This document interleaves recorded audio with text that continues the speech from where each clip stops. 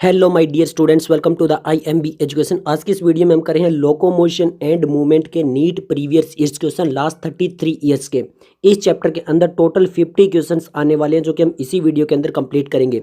अगर आपने इसे अलग चैप्टर्स नहीं देखे तो आपको आई बटन में प्लेलिस्ट का लिंक मिल जाएगा जहाँ पे आप अदर चैप्टर भी देख सकते हो।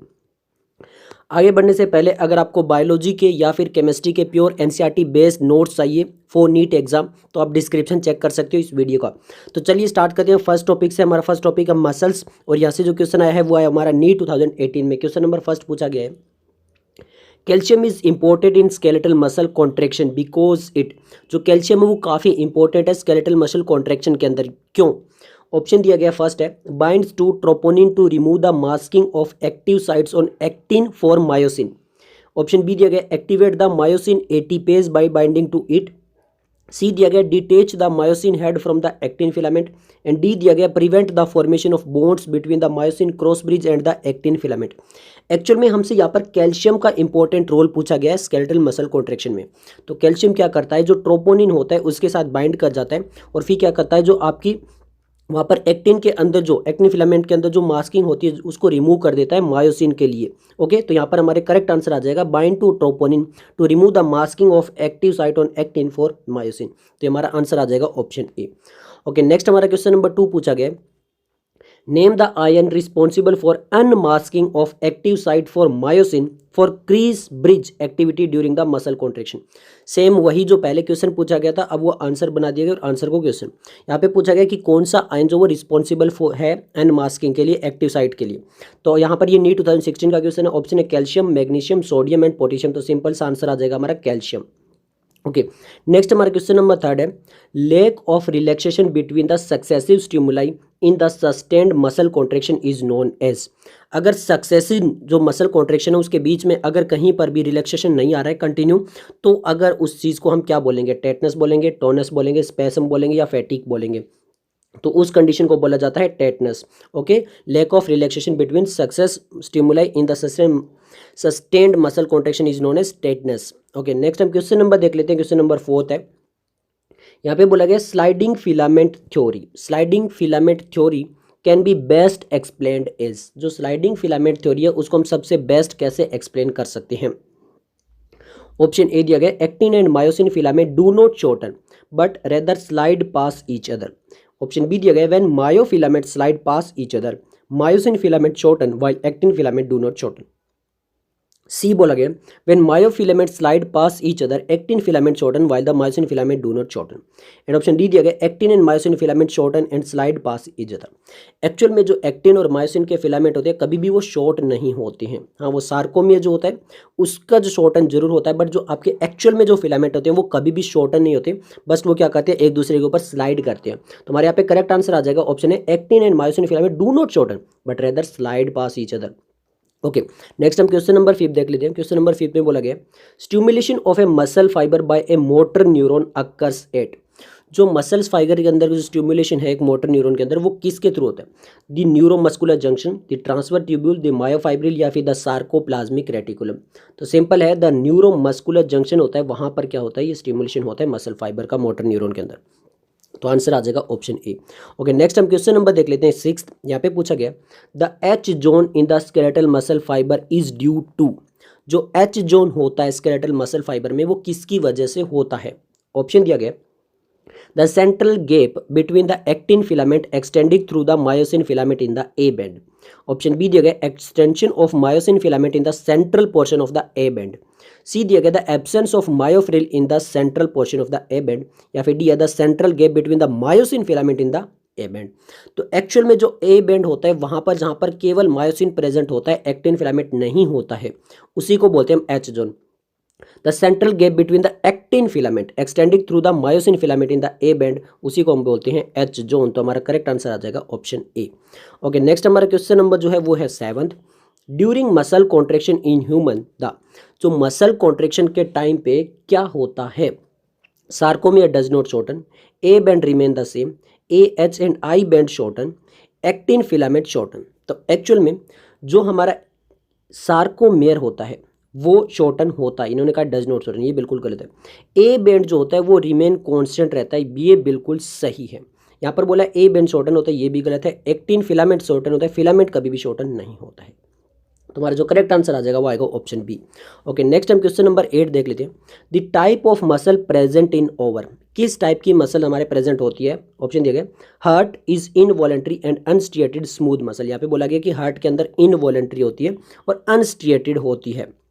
बी बोला गया है इंटेस्टाइन इज स्ट्रिएटेड एंड इंटरवॉल्ट्री, बोला गया कि इंटेस्टाइन के अंदर स्ट्रिएटेड होती है, इनवॉलेंट्री होती है। सी बोला गया thigh is striated and voluntary, and D बोला गया upper arm is smooth muscle and fusiform in the shape.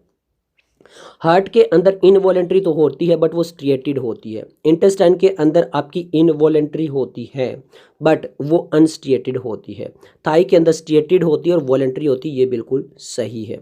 Upper arm के अंदर स्मूथ मसल्स नहीं होता, अपर आर्म के अंदर जो साथ में होते हैं वो क्या होती है, वहाँ पर आपकी स्ट्रिएटेड मसल्स होती है। तो यहाँ पर हमारा जो करेक्ट आंसर आ जाएगा वो आ जाएगा ऑप्शन सी। ओके, नेक्स्ट हम क्वेश्चन नंबर 9 देख लेते हैं।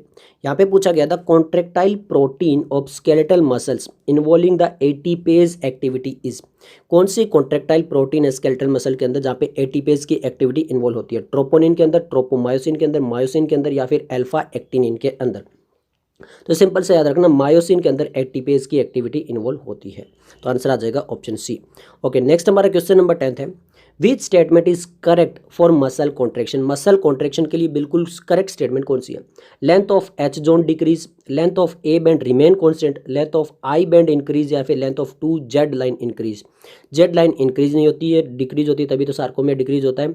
आई बैंड भी इंक्रीज नहीं होता है। Length of A band remain constant, ये बिल्कुल करेक्ट है। Length of H zone decrease, ये भी बिल्कुल करेक्ट है। तो यहाँ पर हमारे जो ए ऑप्शन और बी ऑप्शन है वो दोनों ही बिल्कुल सही लिखे हुए हैं।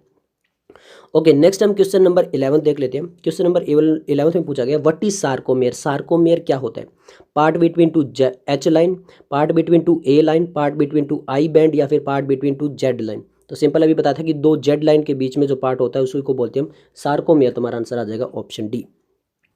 नेक्स्ट हम क्वेश्चन नंबर 12 देख लेते हैं। यहाँ पे पूछा गया which of the following is the contractile protein of a muscle, कौन से कॉन्ट्रेक्टाइल प्रोटीन है मसल की? ट्रोपोमायोसिन, ट्यूबुलिन, मायोसिन या फिर ऑल ऑफ दीज? तो हमसे पूछा गया कि कौन सी कॉन्ट्रेक्टाइल प्रोटीन है, ये इंपॉर्टेंट है। तो यहाँ पे मायोसिन जो है कॉन्ट्रेक्टाइल प्रोटीन है। नेक्स्ट हमारा क्वेश्चन नंबर 13 है the functional unit of contractile system is striated muscle is, तो स्ट्रिएटेड मसल्स के अंदर जो फंक्शनल यूनिट होती है वो कौन सी होती है? Sarcomere, Z band, cross bridge या फिर मायोफाइब्रिल? तो सिंपल है वो कौन सी होती है? सार्कोमेयर होती है। तुम्हारा आंसर आ जाएगा ऑप्शन ए। नेक्स्ट हमारा क्वेश्चन नंबर 14 है when A muscle bend one part upon the another it is called, जब मसल्स बेंड होती है तो एक पार्ट जो दूसरे के ऊपर जाते हैं तो ये क्या होता है? एब्ड्यूडेक्टर, रेगुलेटर, एक्सट्रीमर या फिर फ्लेक्सर? तो इस चीज़ को बोला जाता है फ्लेक्सर। तो हमारा आंसर आ जाएगा ऑप्शन डी। ओके, नेक्स्ट जो हमारा टॉपिक है वो है स्केलेटल सिस्टम, और स्केलेटल सिस्टम से हमारे पास जो क्वेश्चन आया हुआ है वही आया हुआ नीट 2020 के अंदर। नीट 2020 के अंदर जो हमारा क्वेश्चन है वो मैच द कॉलम है। Match the following column and select the correction.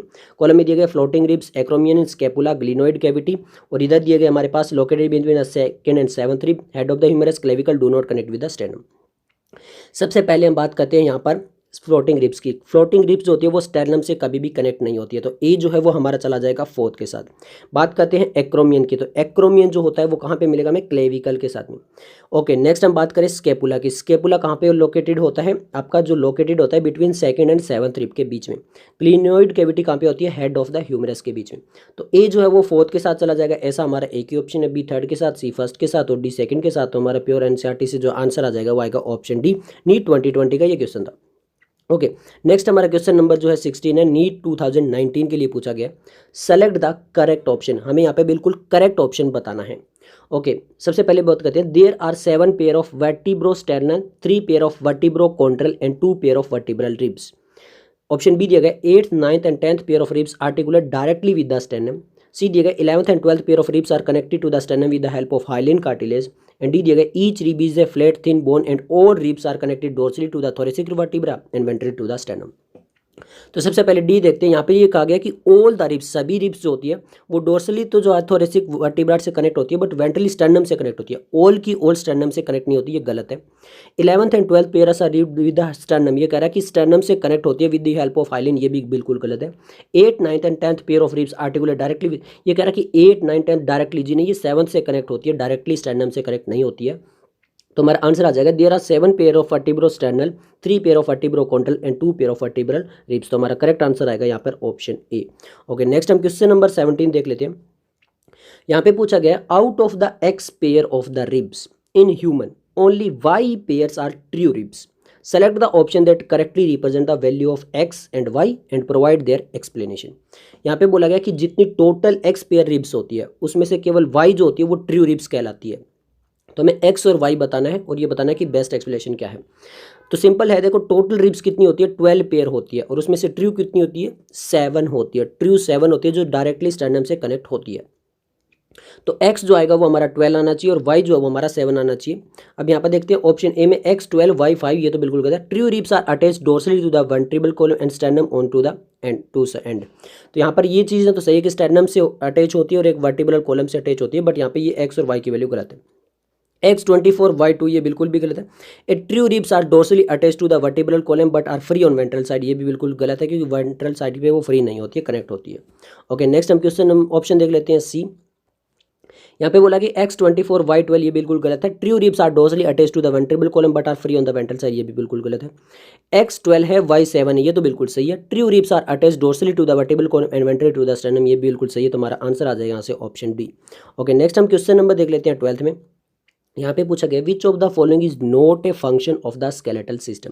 Skeletal system का कौन सा एक फंक्शन नहीं है? Production of body heat, locomotion, production of erythrocyte या फिर storage of minerals. Storage of minerals होती है बोन्स के अंदर, इरिथ्रोसाइट भी बना जाता है बोन मेरो के अंदर, लोकोमोशन में काफ़ी मदद करती है, बट बॉडी हीट जो होता है वो मसल्स वगैरह का वर्क होता है, नोट है आपके बोन्स का। बोन्स कभी बॉडी हीट नहीं प्रोड्यूस करती है, तो यहाँ पर ये कभी भी फंक्शन नहीं होता स्केलेटल सिस्टम का। क्वेश्चन नंबर 19 है ग्लिनोइड कैविटी आर्टिकुलेट। जो ग्लिनोइड कैविटी होती है वो किसके साथ आर्टिकुलेट करती है? सिंपल हमें यहाँ पर ये चीज़ बतानी है। Clavicle with scapula, humerus with scapula, clavicle with acromion या फिर स्केपुला विद एक्रोमियन। तो सिंपल याद रखिए जो ह्यूमरस होता है वो स्केपुला के साथ जो यहाँ पे बनाता है उसको बोलते हैं ग्लिनोइड कैविटी। तो आंसर आ जाएगा ऑप्शन बी। ओके, नेक्स्ट हमारा क्वेश्चन नंबर 20 है। यहाँ पे हमसे पूछा गया है कि 3 of the following pair of the human skeletal part are correctly match. यहाँ पे 3 बिल्कुल करेक्ट है with their respective inclusion skeleton, 1 pair is not match, identify the non matching pair. तो बोल रहा है कि यहाँ पे जो चीज़ें लिखी हुई है उनमें से 3 तो बिल्कुल सही है बट एक गलत लिखा हुआ है। वो चीज़ कौन सा है जो गलत लिखा हुआ है? यहाँ पे पेयर ऑफ स्केलेटल पार्ट्स लिखा है या कैटेगरी? यहाँ पे बोला गया कि स्टर्नम एंड रिब्स जो होती है वो एक्सेल स्केलेटन के अंदर आती है। यहाँ पे बोला है clavicle and glenoid cavity pelvic girdle के अंदर आती है। ह्यूमरस अल्ना एपेंडिकुलर स्केलेटन और मेलियस एंड स्टेपर ईयर कोलिस्कन। Malleus incus stapes ear ossicle के अंदर आते हैं, ह्यूमरस अल्ना एपेंडिकुलर स्केलेटन के अंदर, but clavicle and glenoid cavity जो होती है वो पेक्टोरल ग्रिडल के साथ आती है, पेल्विक के साथ नहीं आती है। ये जो लिखा हुआ है ये बिल्कुल गलत लिखा हुआ है, तो आंसर आ जाएगा ऑप्शन बी। नेक्स्ट हमारा क्वेश्चन नंबर 21 है। यहाँ पे बोला गया है which one of the following is the correct matching of the 3 item in their grouping category. तो यहाँ पर बोला गया कि केवल एक ही करेक्ट है, बाकी 3 इनकरेक्ट है। जो करेक्ट है वो बताना है। Ilium ischium pubis coxal bone of the pelvic girdle, actin myosin rhodopsin muscle protein, cytosine uracil thiamine pyrimidine, malleus incus cochlea ear ossicle. Malleus incus stapes होता है ईयर ओसिकल के अंदर, ये गलत है। सायोटिन यूरेसिल थायामीन नहीं, वो THY थाइमीन होता है, ये गलत है। एक्टिन मायोसिन रोडोप्सिन जो होता है वो मसल प्रोटीन के लिए अंदर नहीं होता है, वो तो आई के लिए होता है। Ilium ischium pubis coxal bone of the pelvic girdle, ये बिल्कुल सही है, तो हमारा आंसर आ जाएगा ऑप्शन ए। नेक्स्ट हम क्वेश्चन नंबर 22 देख लेते हैं। यहाँ पे बोला गया which one of the following item given is correct total number. यहाँ पे बोला गया कि टोटल करेक्ट नंबर बिल्कुल सही किस में बताया गया है? टाइप्स ऑफ डायबिटीज 3 बोला गया है, सर्विकल वर्टिब्रा इन ह्यूमन 8 बोला गया है, फ्लोटिंग रिब्स इन ह्यूमन 4 बोला गया है, और आपको amino acid found in protein यहाँ पे 16 बोला गया। अमीनो एसिड जो प्रोटीन्स के अंदर होते हैं वो 20 टाइप्स के होते हैं। फ्लोटिंग रिब्स जो होती है वो 4 होती है, 2 पेयर होती है, ये बिल्कुल करेक्ट बोला गया, तो हमारा आंसर आ जाएगा ऑप्शन सी। ओके, नेक्स्ट हमारा क्वेश्चन नंबर 23 है। In human body which one of the following is the anatomically correct. यहाँ पर इनमें से एनाटोमिकली बिल्कुल करेक्ट कौन सा है? कॉलर बोन में बोला गया 3 पेयर, सिलावरी ग्लैंड बोला गया 1 पेयर, क्रेनियल नर्व्स बोला गया 10 पेयर, फ्लोटिंग रिब्स बोला गया 2 पेयर। फ्लोटिंग रिब्स 2 पेयर होती है, टोटल 4 होती है, ये बिल्कुल करेक्ट है। क्रेनियल नर्व्स 12 होती है, सिलावरी ग्लैंड्स जो होते हैं आपके 3 होते हैं, कॉलर बोन्स जो होती है वो 2 होती है। ओके, तो यहाँ पर जो हमारा करेक्ट आंसर आ जाएगा वो आएगा ऑप्शन डी। ओके, नेक्स्ट हम क्वेश्चन नंबर 24 देख लेते हैं। An acromion process is characteristically found in the. जो एक्रोमियन प्रोसेस होता है वो किसके अंदर मिलेगा? Pelvic girdle of the mammals, pectoral girdle of the mammals, skull of the frog या फिर स्पर्म ऑफ द मैमल्स। तो एक्रोमियन प्रोसेस सिंपल सा है, कहाँ पर मिलेगा? ये मिलेगा पेक्टोरियल ग्रिडल जो होता है मैमल्स का, वहाँ पर मिलेगा, तो आंसर आ जाएगा ऑप्शन बी। नेक्स्ट हमारा क्वेश्चन नंबर 25 है, what will happen if the ligament are torn. अगर लिगामेंट कहीं से टोन हो जाते हैं, ब्रेकडाउन हो जाती है, तो उसमें क्या होगा। Bones will move freely at the joint and no pain, bones less movable at the joint and pain, bones will become unfixed या बोन विल बिकम फिक्स्ड। तो एक्चुअल में अगर लिगामेंट्स अगर वहाँ पे टोन हो जाएंगे तो बोन्स जो है वो लेस मूवेबल हो जाएगी और काफ़ी ज़्यादा पेन भी होगा। तो हमारा आंसर आ जाएगा ऑप्शन बी। ओके, नेक्स्ट हम क्वेश्चन नंबर देख लेते हैं 26। यहाँ पे बोला गया sternum is connected to the ribs by. Sternum जो है वो रिब्स से कनेक्ट होता है किसके through, bony matter, white fibrous cartilage, hyaline cartilage या फिर एरियोला। तो सिंपल है, हाइलिन कार्टिलेज के थ्रू जो वो लिंक होता है। तो आंसर आ जाएगा ऑप्शन सी। ओके, नेक्स्ट हमारा क्वेश्चन नंबर 27 है, bone related with skull is. जो स्कल बोन के साथ रिलेट होती है वो कौन सी होती है, कोरेकोइड, एरिटिनोइड, टेरेगोइड या फिर एटलस। तो यहाँ पर आएगा आंसर हमारा टेरिगोइड। अब टेरिगोइड क्या होती है, एक्चुअल में जो स्पिनोइड बोन होती है हमारे पास, जो स्कल में स्पिनोइड बोन होती है उसका एक्सटेंड पार्ट होता है, उसी को बोला जाता है टेरिगोइड। ओके, नेक्स्ट हम क्वेश्चन नंबर देख लेते हैं 28। क्वेश्चन नंबर 28 में पूछा गया total number of bone in each leaf of a man. एक लिम्ब के अंदर, मैन के अंदर टोटल कितनी बोन होती है, 24, 30, 14, 21। सिंपल है, कितनी बोन होती है, 30 बोन होती है ईच लिम्ब में। नेक्स्ट क्वेश्चन नंबर 29 है, the number of floating ribs in the human body is. Floating ribs कितनी होती है, 3 पेयर, 2 पेयर, 6 पेयर, 5 पेयर। तो कई बार कह चुके हैं कितने आएंगे, यहाँ पर हमारे पास 2 पेयर रिब्स होती है। क्वेश्चन नंबर 30 है, which is the following component is a part of the pectoral ग्रिडल। Pectoral ग्रिडल का कौन सा एक पार्ट है, स्टर्नम है, एसिटाबुलम है, ग्लिनोइड कैविटी है या फिर इलियम है। तो सिंपल सा आंसर आ जाएगा ग्लिनोइड कैविटी किसका पार्ट है, हमारा पेक्टोरियल ग्रिडल का पार्ट है। नेक्स्ट हमारा क्वेश्चन नंबर 31 है, the cervical vertebra in human is. Cervical vertebrata human में क्या होती है, same as in whale, more than that in the rabbit, double than that of the horse या फिर less than that in the giraffe. तो cervical जो vertebrate होती है वो अप्रोक्सीमेटली सभी मैमल्स में एक जैसी होती है, सेम नंबर होती है। तो यहाँ पर same as in the well आ जाएगा। ओके, नेक्स्ट हमारा क्वेश्चन नंबर 32 है, यहाँ पे पूछा गया लॉन्ग बोन फंक्शन इन। जो लॉन्ग बोन्स होती है वो क्या फंक्शन प्रोवाइड करती है, support erythrocyte and leukocyte synthesis, support and erythrocyte synthesis या फिर इरिथ्रोसाइट फॉर्मेशन। तो लॉन्ग बोन सपोर्ट तो प्रोवाइड करती है, इरिथ्रोसाइट और ल्यूकोसाइट दोनों को सिंथेसिस में भी मदद करती है। तो आंसर आ जाएगा ऑप्शन बी। ओके, नेक्स्ट हमारा क्वेश्चन नंबर 33 है, यहाँ पे पूछा गया है number of the cervical vertebrata in camel is. Camel के अंदर जो सर्वाइकल वर्टिब्रेट होती है वो कितनी होती है, more than that of the rabbit, less than that of the ready, same as in the whale, more than that in the whale. अभी बताते हैं ऑलमोस्ट सभी मेमल्स के अंदर जो सर्वाइकल वर्टिब्रेट सेम होती है, same as then that of the male. तो हमारा आंसर आ जाएगा ऑप्शन सी। नेक्स्ट हमारा क्वेश्चन नंबर 34 है, यहाँ पे पूछा गया ए डेल्टोइड रिज अकर इन। एक डेल्टोइड रिज किस में मिलता है, रेडियस में, अल्ना में, फ्यूमर में, ह्यूमरस में। तो याद रखना डेल्टोइड रिज जो होता है वो किस में मिलेगा, ह्यूमरस के अंदर मिलेगा। काफी पुराना क्वेश्चन है 1990 का। ओके, नेक्स्ट हम क्वेश्चन नंबर देख लेते हैं 35 जो कि हमारा आया हुआ है जॉइंट से। और यहाँ पर हमसे क्वेश्चन पूछा गया है नीट 2019 जो उड़ीसा स्टेट के लिए अलग से एग्जाम हुआ था उसमें। ओके, यहाँ पे देखिए match the following joint with the bones involve. यहाँ पे हमें बताना है कि जॉइंट बिल्कुल सही कौन सा है। यहाँ पे दिया गया gliding joint, hinge joint, pivot joint and saddle joint. तो सिंपल सा याद रखें, यहाँ पर सबसे पहले बात करते हैं ग्लाइडिंग जॉइंट। तो ग्लाइडिंग जॉइंट आपका कहाँ पे होता है, ये बिटवीन द कार्पल्स में हमें क्या मिलता है, ग्लाइडिंग जॉइंट देखने को मिलता है। हिंज जॉइंट की बात करें तो हिंज जॉइंट हमारे नी के अंदर भी मिल सकता है, ओके, और ह्यूमेरस एंड अल्ना के अंदर भी मिल सकता है, जो कि केवल एक ही डायरेक्शन में मूवमेंट करवाता है। ओके, नेक्स्ट अगर हम बात करें पाइवोट जॉइंट की, तो पाइवोट जॉइंट कहाँ पे मिलेगा हमें, एटलस एंड एक्सिस के बीच में मिलेगा। और सैडल जॉइंट की बात करें तो वो between carpal and metacarpal of thumb के अंदर मिलेगा। तो ए जो है वो हमारा जाता है यहाँ पर कहाँ पर, थर्ड के साथ में। तो ए थर्ड के साथ में केवल एक ही ऑप्शन है, सेकंड जो फोर्थ के साथ में, थर्ड जो सेकंड के साथ में, फोर्थ फर्स्ट के साथ में। तो हमारा जो करेक्ट आंसर आ जाएगा यहाँ से वहाँ आ जाएगा ऑप्शन ए। ओके, नेक्स्ट हम क्वेश्चन नंबर 36 देख लेते हैं। क्वेश्चन नंबर 36 में पूछा गया the pivot joint between atlas and axis is a type of. जो पाइवोट जॉइंट है वो कौन सा टाइप का जॉइंट है, कार्टिलेजिनस है, साइनोवियल है, सैडल है या फिर फाइब्रस जॉइंट है। तो सिंपल सा आपको पता होना चाहिए कि ये क्या है, एक साइनोवियल जॉइंट होता है। तो हमारा आंसर आ जाएगा ऑप्शन बी। ओके, नेक्स्ट हमसे क्वेश्चन नंबर 37 पूछा गया which of the following joint would allow no movement. कौन सा ऐसा जॉइंट है जिसके अंदर कोई भी मूवमेंट नहीं होती, साइनोवियल के अंदर ball and socket joint, fibrous joint या फिर कार्टिलेज। तो ये फाइब्रस जॉइंट के अंदर नहीं होती, जो कि हमारे स्कल के अंदर मिलता है। तो आंसर आ जाएगा ऑप्शन सी। नेक्स्ट हमारा क्वेश्चन नंबर जो है वो 38 है। यहाँ पे हमसे पूछा गया है select the correct matching, okay, correct matching of the type of the joint with the example in human skeletal system. बिल्कुल करेक्ट कौन सा है यहाँ पर, टाइप ऑफ जॉइंट और इसका एग्जांपल बताना है। कार्टिलेजिनस जॉइंट बोला है between frontal and parietal, pivot joint बोला है between third and the fourth cervical vertebrate, hinge joint बोला है between humerus and the pectoral girdle, and D बोला गया है gliding joint between the carpal. तो हमें यहाँ पर बिल्कुल करेक्ट बताना है। कार्टिलेजिनस फ्रंटल एंड पैराइटल के अंदर जो है वो आपका फाइब्रस होता है। पाइवॉइड जॉइंट यहाँ पर कहीं पर भी नहीं मिलता सर्वाइकल वर्टिब्रेट के अंदर। हिंज जॉइंट जो होता है वो ह्यूमरस और पेक्टोरियल ग्रेडल के अंदर नहीं मिलता, यहाँ पे बॉल एंड सॉकेट होता है। तो ग्लाइडिंग जॉइंट है वो बेटवीन कार्पल्स होती है, ये भी करके आए थे, तो हमारा आंसर आ जाएगा ऑप्शन डी। नेक्स्ट हमारा क्वेश्चन नंबर 39 है और यहाँ पे हमसे पूछा गया है कि the characteristics and an example of A synovial joint in human is. Synovial joint का कैरेक्टरिस्टिक्स बताना है कि साइनोवियल जॉइंट का क्या कैरेक्टरिस्टिक्स होता है और उसका एग्जाम्पल बताना है। ऑप्शन ए में बोला गया fluid filled synovial cavity between the two bone joint between atlas and axis. B बोला गया lymph filled between the two bones limited movement होती है gliding joint between carpal. C बोला गया है fluid cartilage between two bones limited movement होती है knee joint में। डी बोला गया fluid filled between two joints provide cushion skull bone में।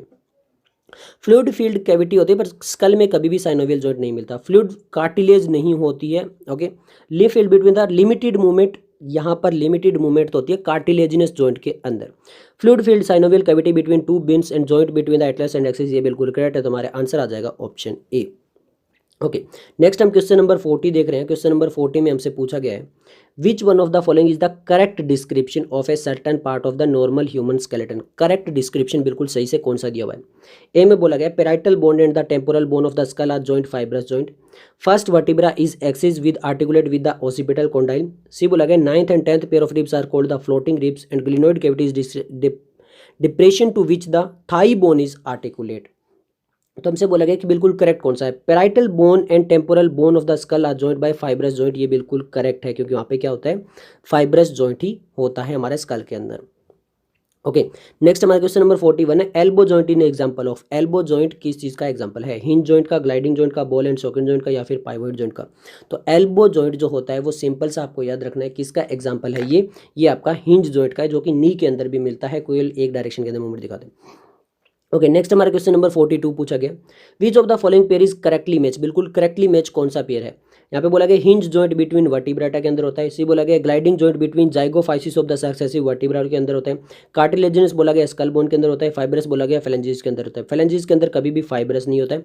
कार्टिलेजिस जो आपका स्कल के अंदर नहीं होता है। हिंज जॉइंट वर्टिब्रेट्स के अंदर नहीं होता है। तो जो ग्लाइडिंग जॉइंट्स होता है क्या, जो आपका ग्लाइडिंग जॉइंट्स होता है वो बिटवीन जाइगोफाइसिस एंड सक्सेसिव वर्टिब्रेटा के अंदर होता है। तो यहाँ पर हमारा जो करेक्ट आंसर आ जाएगा वो आ जाएगा ऑप्शन बी। और जो आपका ग्लाइडिंग जॉइंट होता है वो बहुत ही स्लाइडिंग मूवमेंट प्रोवाइड करता है एक बोन की दूसरे बोन के ऊपर, उसी को तो बोलते हैं ग्लाइडिंग जॉइंट। ओके, नेक्स्ट हमारा क्वेश्चन नंबर 43 है। यहाँ पे पूछा गया है what is the name of the joint between the ribs and sternum. जो रिब्स एंड स्टर्नम के बीच में जॉइंट होता है उसको क्या बोलते हैं। Cartilaginous joint, angular joint, gliding joint या फिर फाइब्रस जॉइंट। तो सिंपल सा आंसर आ जाएगा कार्टिलेजिनस जॉइंट, वहाँ पे हाइलिन कार्टिलेज होती है। क्वेश्चन नंबर 44 है the joint between atlas and axis is called. जो एटलस एंड एक्सिस के बीच में जो जॉइंट होता है उसको क्या बोलेंगे। Angular joint, hinge joint, pivot joint, saddle joint. तो सिंपल सा आपका आंसर आ जाना चाहिए, उसको क्या बोलते हैं पाइवोट जॉइंट बोलते हैं। ओके, नेक्स्ट हमारा क्वेश्चन नंबर 45 है the type of joint between the human skull bone is called. जो ह्यूमन स्कल के बीच में जॉइंट होता है उसको क्या बोलते हैं। Cartilaginous, hinge joint, fibrous joint, synovial joint. जो सिंपल क्या बोलते हैं उसको बोलते हैं फाइब्रस जॉइंट। ओके, नेक्स्ट जो हमारा टॉपिक है वो है disorder of the muscular and skeletal system. Question number 46 पूछा गया which of the following muscular disorder is inherited. कौन सा एक डिसऑर्डर है जो इनहेरिटेड है। तो यहाँ पर एनसीईआरटी में लिख भी रखा है कि this is called a genetic disorder. ये जेनेटिक डिसऑर्डर है। तो हमें बताना कौन सा है। बोटुलिज्म है, टेटनी है, मस्कुलर डिस्ट्रोफी है, मिस्थेनियस ग्रेविस है। तो सिंपल आगे से याद रखना वो कौन सा है। मस्कुलर डिस्ट्रोफी जो है वो क्या है आपकी एक जेनेटिक डिसऑर्डर है। ओके, नेक्स्ट हम क्वेश्चन नंबर 47 देख लेते हैं। यहाँ पे पूछा गया osteoporosis an age related disease of the skeletal system में अकर ड्यू टू। जो ओस्टियोपोरोसिस होती है वो एक एज रिलेटेड डिजीज है स्केलेटल सिस्टम की, वो किसकी वजह से हो सकती है। Immuno disorder affecting neuromuscular junction leading to the fatigue, high concentration of calcium ion and sodium, decrease level of estrogen या फिर accumulation of uric acid leading to the inflammation of joint. तो सिंपल है osteoporosis किसकी वजह से हो सकती है, वो हो सकती है decrease level of the estrogen की वजह से। तो आंसर आ जाएगा ऑप्शन सी। नेक्स्ट हमारा क्वेश्चन नंबर 48 है select the correct statement with respect to the locomotion in human. बिल्कुल करेक्ट स्टेटमेंट बतानी है विद रिस्पेक्ट टू लोकोमोशन के लिए। ऑप्शन ए दिया गया the vertebral column has 10 thoracic vertebra. B बोला गया the joint between the adjacent vertebra is a fibrous joint. C बोला गया a decrease level of progesterone cause the osteoporosis in old people. And D बोला गया accumulation of uric acid crystal in joints cause their inflammation. Vertebral column has 10 thoracic vertebra 12. The joint between the adjacent vertebrae is fibrous 9. The decreased level of progesterone जो estrogen osteoporosis कराता है। Accumulation of uric in the joint inflammation, ये बिल्कुल correct है, तो हमारा answer आ जाएगा ऑप्शन डी। ओके, नेक्स्ट हम क्वेश्चन नंबर 49 देख लेते हैं। क्वेश्चन नंबर 49 में पूछा गया सेलेक्ट द करेक्ट स्टेटमेंट, हमें बिल्कुल करेक्ट स्टेटमेंट बतानी है with respect to disorder of the muscles in human, जो मसल्स के ह्यूमन के अंदर डिसऑर्डर से रिलेटेड हमें करेक्ट स्टेटमेंट बतानी है। Failure of the neuromuscular transmission in myasthenia gravis can prevent normal swelling, accumulation of urea and creatine in the joints cause their inflammation, and overdose of vitamin D cause osteoporosis, and rapid contraction of muscles cause muscle dystrophy. तो हमें बिल्कुल correct statement बतानी है। Failure of neuromuscular transmission in myasthenia gravis can prevent the normal swelling, ये बिल्कुल यहाँ पर correct statement लिखी गई है, बाकी जो है वो इनकरेक्ट है सभी। ओके, लास्ट क्वेश्चन है हमारा क्वेश्चन नंबर 50। यहाँ पे भी हमें ये बताना है कि सेलेक्ट द करेक्ट स्टेटमेंट, हमें करेक्ट स्टेटमेंट बतानी है with regard to specific disorder of the muscular skeletal system. Option A में दिया गया muscular dystrophy age related shortening of the muscles, B दिया गया osteoporosis decrease in bone mass and higher chance of fracture with advancing age, C दिया गया myasthenia gravis autoimmune disorder with inhibit sliding of myosin filament, and D दिया गया inflammation of joint due to the extra deposition of calcium. बिल्कुल correct बतानी है, तो बिल्कुल correct osteoporosis लिखी हुई यहाँ पर, जहाँ पे डिक्रीज होता है बोन मास में और हायर चांस हो जाती है फ्रैक्चर के जैसे जैसे एज रिलेटेड डिसऑर्डर जो है, इसलिए तो हमारा करेक्ट आंसर आ जाएगा ऑप्शन बी। तो ये सब कुछ था इस वीडियो को, अगर आपको वीडियो पसंद आए तो लाइक कीजिए, दोस्तों के साथ शेयर कीजिए। मिलते हैं जल्दी नेक्स्ट वीडियो के साथ, तब तक के लिए धन्यवाद।